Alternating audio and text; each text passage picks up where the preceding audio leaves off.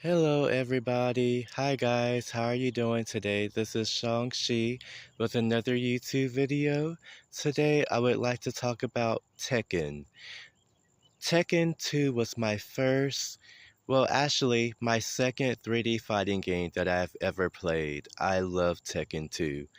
I was at a family member's house, and I believe he had Tekken 3, and he just made a really big deal about it. And I remember people at school made a big deal about Tekken 3, about you could play with the bear. I remember hearing that in school, and I thought it was kind of funny. And but the first Tekken that I ever played, I was 7 years old. Me and my family went to the mall, and I played Tekken 2. I thought it looked cool. The music was incredible. That's what gravitated me, the music. And I didn't know who to pick. Kazuya looked really cool, really powerful.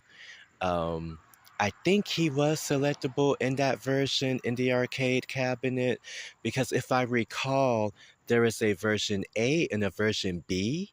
I think I might be wrong that had different characters, specific characters. And yeah, I remember there are some characters like Paul Phoenix, Martial Law. They looked so cool and so powerful. And then you had Nina Williams. I thought she was so beautiful. And June Kazama is really pretty. So pretty to the point when I was a kid, I was like, I'm not picking June because I don't want to lose with her. She's so innocent looking. It was kind of funny to think back. I remember I chose Michelle Chang. She just looked very unique at the time. Native American, um, very strong, very pretty at the same time. And uh, I don't remember winning against any computer. King gave me a hard time. Gunjack, I remember pretty clear he gave me an automatic game over, Gunjack. I didn't know the controls. Back then in the 90s, fighting games, you had to know what you were doing. You had to be. Damage was really big back then. Um, Learning how to play Tekken took me a very long time. I never got the hang of it when I first played it in the arcades, but I remember years later, or maybe year later, me and my family had got me Tekken 3 on the PlayStation 1, and I had a PS2 at the time, which was backwards compatible. And I remember playing Tekken 3. It took me a very long time to learn how to properly play Tekken 3. And I noticed Jun Kazama, Michelle Chang were gone. I remember being very devastated, as well as Wayne Jinrei, Bruce Irvin, Kunimitsu, Ganryu. I think Alex, was it Alex Jr.? I forgot the dinosaur name. I think there was a kangaroo in Tekken 2, Armor King, P-Jack, probably some characters I'm missing that disappeared, like Angel. Tekken 3 got rid of a lot of characters. Yeah, but so I started using characters like Paul Phoenix, Jin Kazama, Nina Williams, Ling Xiaoyu. Those were my four main characters. Took me a very long time to properly use them, to understand the fundamentals, the button presses, left punch, left kick, right kick. I believe there is a right kick, I think.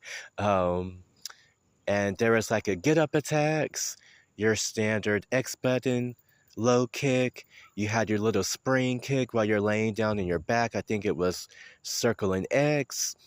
Um, I mean, you can roll on the ground in different directions. So it's the little things that I learned properly, but it took me months to learn. Yeah, Tekken 3 had secret characters. I wish those still existed in fighting games today because DLC, that's another topic.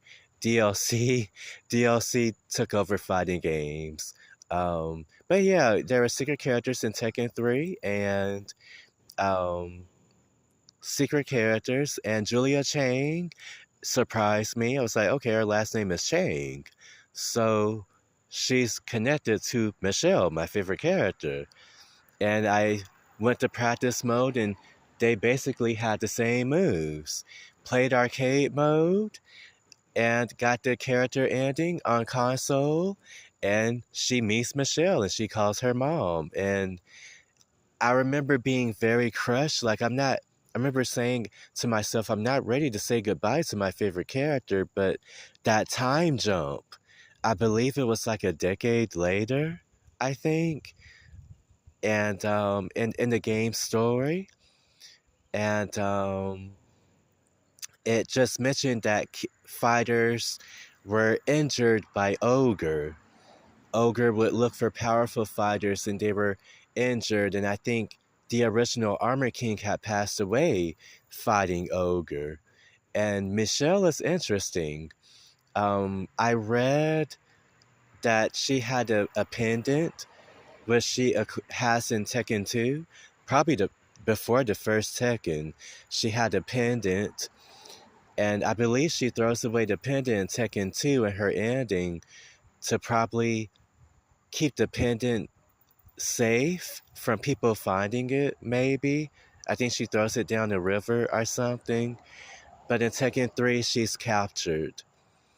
I believe she's captured by Heihachi because he wanted her pendant, I suppose, so he can control Ogre.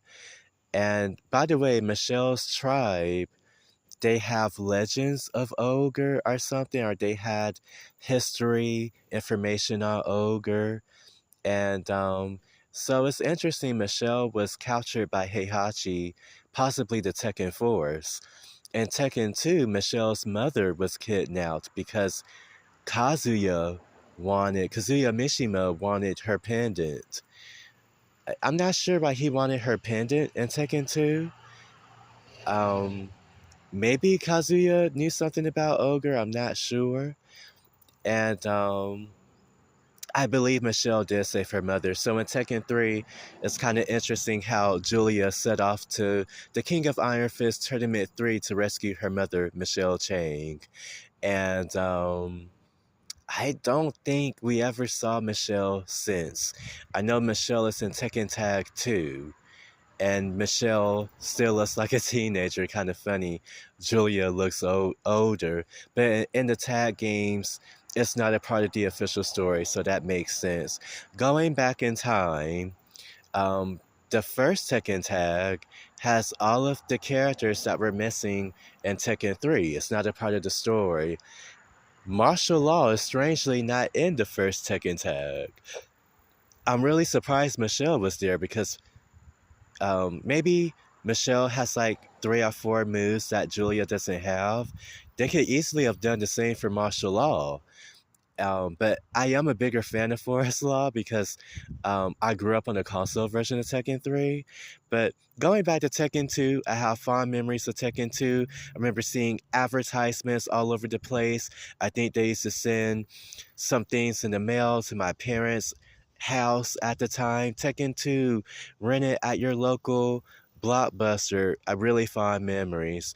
And Tekken 2 really did it big back then.